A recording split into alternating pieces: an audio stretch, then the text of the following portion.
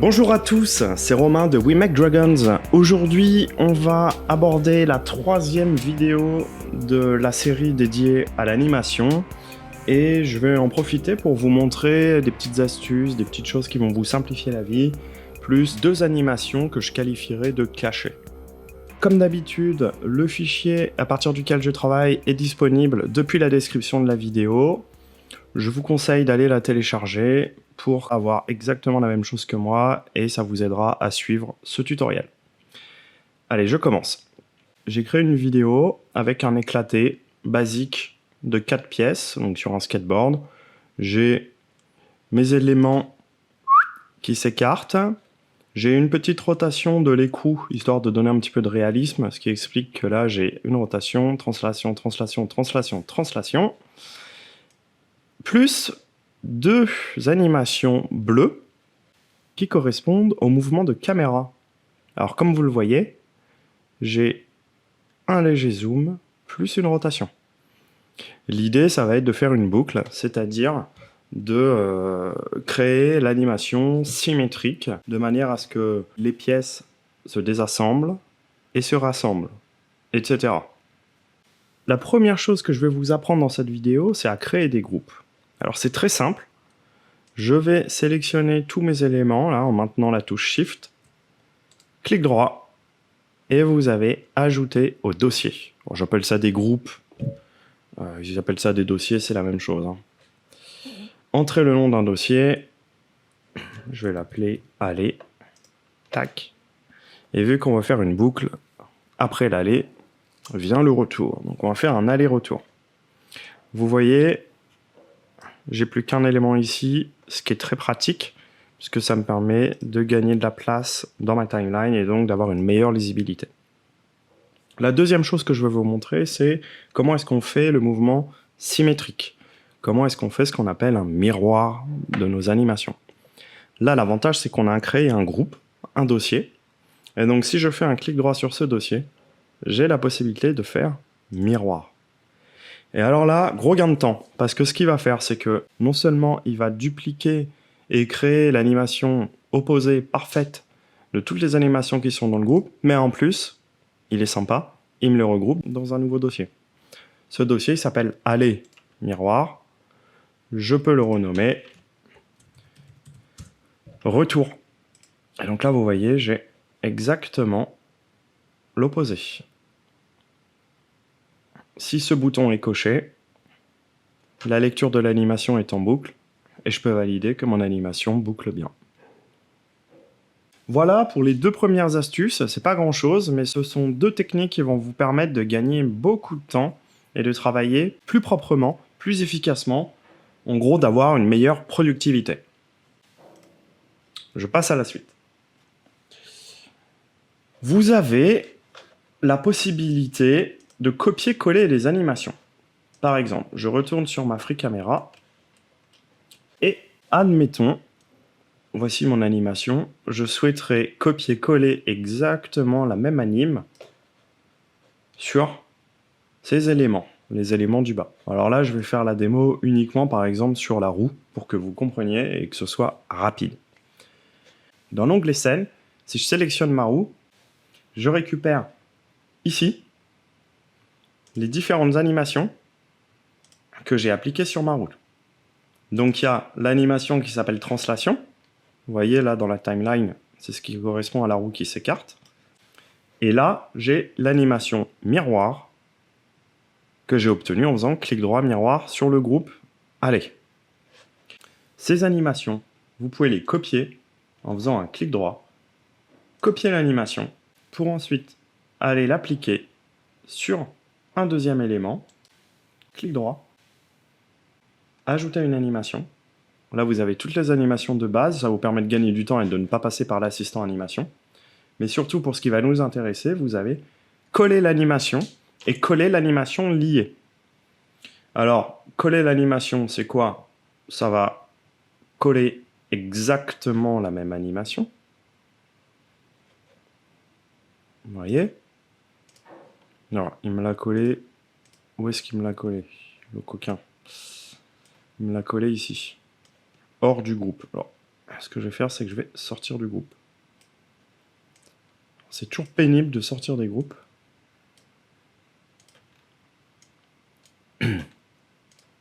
Voilà. Vous voyez, c'est bien cette animation. Quand je la déplace, on voit que ça déplace l'anime. Donc là, j'ai fait clic droit, coller l'animation.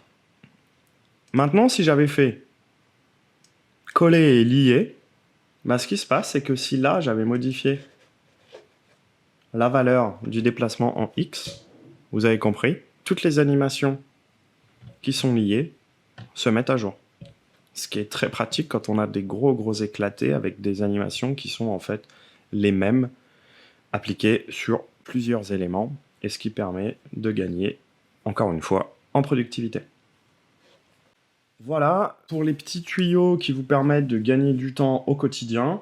Maintenant, je vais vous montrer deux animations un petit peu cachées, je dirais, mais qui sont utiles dans certains cas. Alors, ce sont des animations qui n'apparaissent pas dans l'assistant animation, parce qu'en fait, ce sont des animations qui ne concernent ni les modèles et les éléments, ni les caméras, ni les environnements. Ce sont des animations qui concernent les matériaux. Alors là, j'ai double-cliqué sur ma roue, et je vais aller dans l'organigramme de matière pour aller faire un clic droit et m'apercevoir qu'il y a une rubrique animation avec deux types d'animation. Je vais activer les deux. Clac. Voilà. Fondu de courbe. Fondu entre couleurs. Fondu entre couleurs, pour moi, c'est le plus utile. Donc là, n'oubliez pas que j'ai double-cliqué sur la roue. Donc ces animations vont être appliquées sur le matériau de ma roue. Ce que je vais faire, c'est que je vais mettre fondu entre couleurs dans le diffus. Le diffus correspond à quoi? Le diffus correspond à la couleur de mon objet. Si je double-clique sur mon animation ici, vous voyez là, j'ai un dégradé. Dans le même temps, il m'a rajouté ici un nouveau dossier dans lequel il y a deux animations. Alors il y a l'animation de fondu entre couleurs et l'animation de courbe qui est désactivée en fait parce que je l'ai mis dedans mais je l'ai relié à rien. Si ça je le supprime, hop, vous voyez, je le perds ici. Donc ce que je voulais vous montrer, c'est que quand vous rajoutez des animes là, automatiquement elles sont imbriquées dans un dossier, même si vous n'en mettez qu'une. Allez, je la supprime et je me focalise sur fondu entre couleurs. Fondu entre couleurs, vous voyez là, hop, on voit déjà que mon animation, elle engendre un changement de couleur de ma roue. Ici, vous avez un dégradé dans lequel vous pouvez double-cliquer pour appliquer d'autres teintes. Vous avez la teinte de départ, la teinte d'arrivée, donc teinte de départ, teinte d'arrivée. Et vous pouvez très bien rajouter des stops, c'est-à-dire des étapes intermédiaires. Vous voyez, clac, ma roue, la couleur de ma roue suit les étapes du dégradé. Comme d'habitude, vous pourrez régler la vitesse de l'animation, l'accélération, décélération, etc. Ce qui va vous permettre d'avoir quelque chose d'un petit peu plus lissé. Voilà. La deuxième animation que nous offre l'organigramme de matière, fondu de courbe. Je ne vais pas vous mentir, pour moi, ça ne sert pas à grand chose. Ça va servir notamment à piloter des valeurs relatives aux matériaux. Alors, je vous explique. Organigramme de matière. Clic droit, animation, fondu de courbe. Je suis allé là sur le truc. On appelle ça le truc. Et je vais appliquer cette animation, par exemple, à la rugosité. Et là, vous allez voir, donc, mon animation, elle est ici. J'ai une rugosité, là, à l'heure actuelle. Hop. qui va de 0 et qui va jusqu'à 1. Ce qui fait qu'à présent, la rugosité va croître depuis 0 au début de l'animation jusqu'à 1 en fin d'animation. Et après, vous pouvez animer comme vous voulez la courbe pour, comme ça, animer la brillance. Je vous ai dit, hein, c'est pas l'animation du siècle. Ce qu'il faut retenir, c'est que c'est une animation que vous allez pouvoir mettre partout à la place d'une texture.